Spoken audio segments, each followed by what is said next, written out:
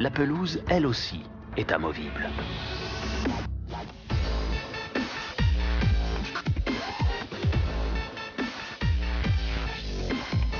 Face à la puissance médiatique des grands événements sportifs, certains pays n'hésitent pas à investir des sommes colossales pour rayonner aux yeux du monde en fabriquant des stades ultra-modernes pour accueillir les plus grandes compétitions internationales. C'est le cas de la Russie. À Saint-Pétersbourg a été érigée une toute nouvelle enceinte sur les rives du golfe de la mer Baltique, le stade Krestovsky.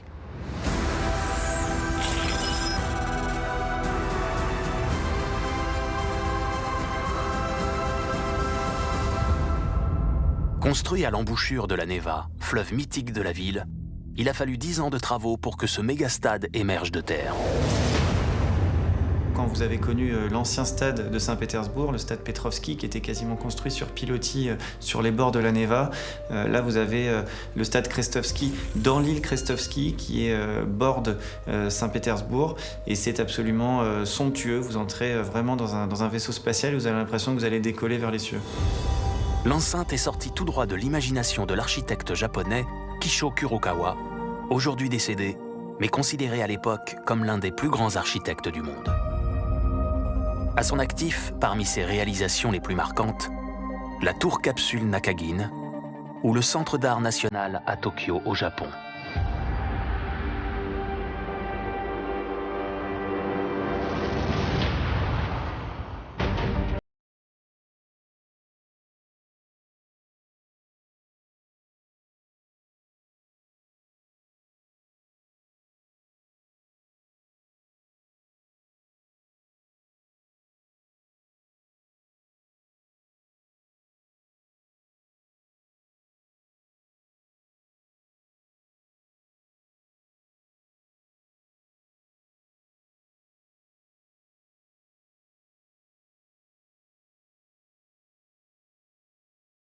Kurokawa.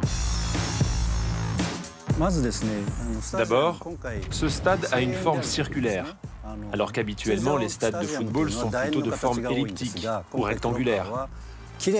Cette fois-ci, Kurokawa a donné à l'enceinte la forme d'un cercle parfait. C'est la principale raison qui lui donne cet air de vaisseau spatial. Et puis il y a aussi ces fenêtres très spéciales. Je me souviens que Kurokawa m'a maintes fois fait corriger mes plans en me faisant remarquer que je n'avais probablement jamais vu de fenêtre d'OVNI. Et enfin, il y a ces escaliers. Aujourd'hui, ils sont fixes, mais au départ, nous voulions qu'ils soient escamotables. Un peu comme lorsqu'une trappe d'OVNI s'ouvre pour faire sortir l'équipage.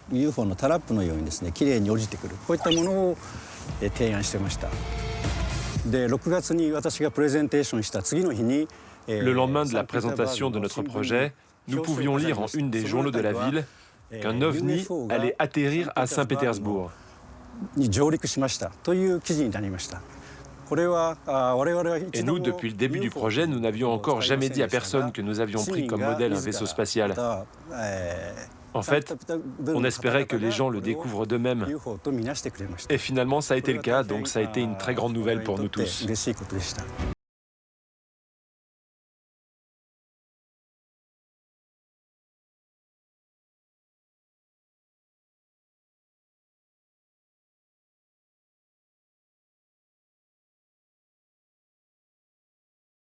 Ici, en hiver, les températures chutent régulièrement en dessous des -20 degrés et la neige et le vent sont omniprésents.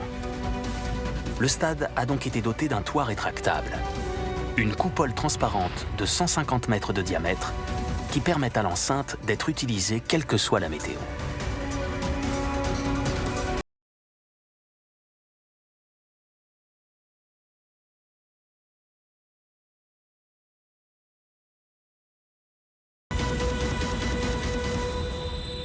Nicolas Yegorenko est le directeur technique du stade. Il nous emmène à l'intérieur de la structure même du toit, là où se trouve le système d'ouverture de cette coupole géante.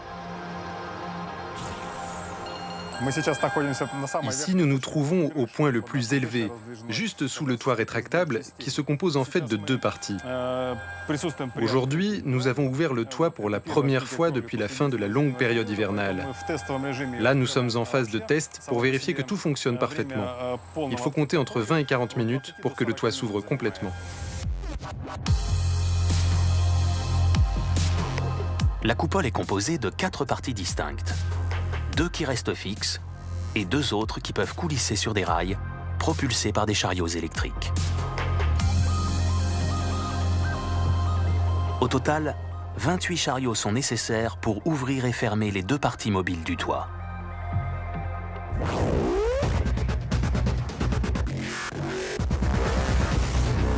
Mais ce système de toit rétractable a obligé les architectes et les ingénieurs à innover. Car cette surface de 71 000 m² pèse lourd, très lourd.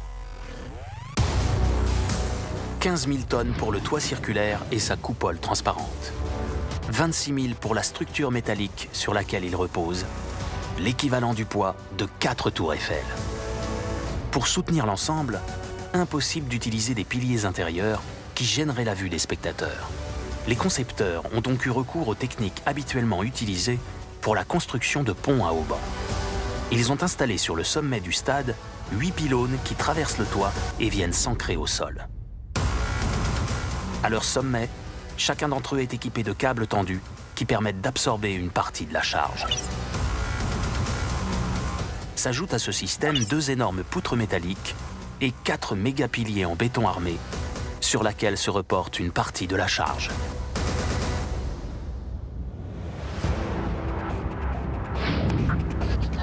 Mais le stade Krestovsky comporte également une autre innovation surprenante. La pelouse, elle aussi, est amovible.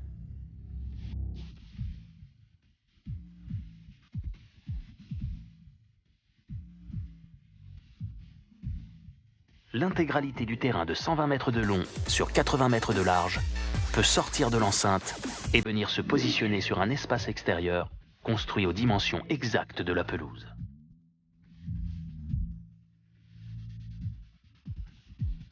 Grâce à ce dispositif ingénieux et innovant, la pelouse peut profiter des rayons du soleil et ne risque pas de s'abîmer lorsque le stade accueille des grands spectacles.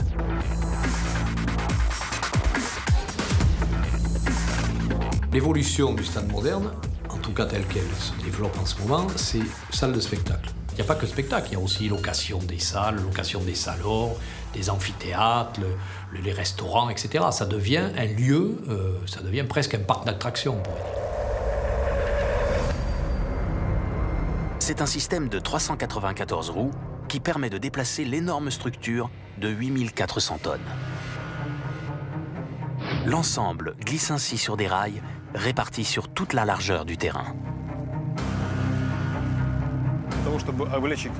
Pour alléger le poids sur les roues, les ingénieurs ont également conçu un système de coussins d'air. Quand le mouvement du terrain commence, on déclenche les coussins qui soulèvent le terrain et ça allège le poids sur les roues. Ça l'allège d'environ 50% et ça permet de réduire l'usure des roues et d'utiliser plus souvent le terrain sans craindre les conséquences.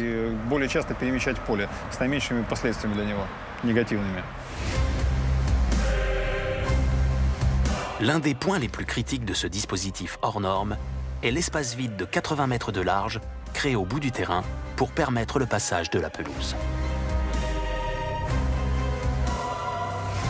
Au-dessus repose le poids des gradins sans qu'aucun pilier ne puisse en supporter la charge.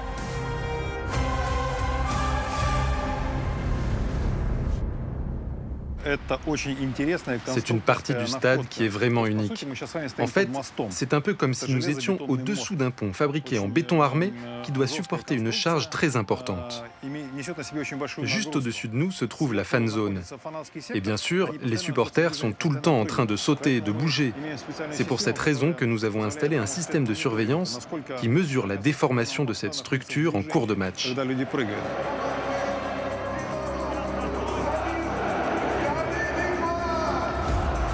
Depuis son inauguration en avril 2017, le stade a déjà accueilli plusieurs matchs internationaux.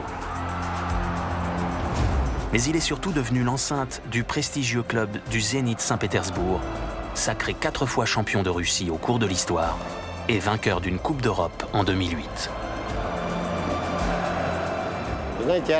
Vous savez, je suis né à Saint-Pétersbourg. Je suis fier d'habiter cette ville et d'avoir un stade aussi remarquable. Pour moi, c'est le meilleur au monde. Ce stade est vraiment fantastique. Il y a une très bonne acoustique ici et on entend très bien les supporters et c'est très important pour une équipe. Quand tu es joueur et que tu entres dans le stade, toute cette ferveur crée une émotion très forte. Bien sûr, il y a un sentiment de fierté quand j'entre sur la pelouse. J'ai un peu l'impression d'être comme au théâtre. C'est le sport le plus important de la planète, avec une autre époque. Les sponsors, la télé, les droits télé. Et c'est sûr qu'un beau stade aujourd'hui pour les grands clubs, c'est une évidence. On n'imagine pas que ça puisse être le contraire.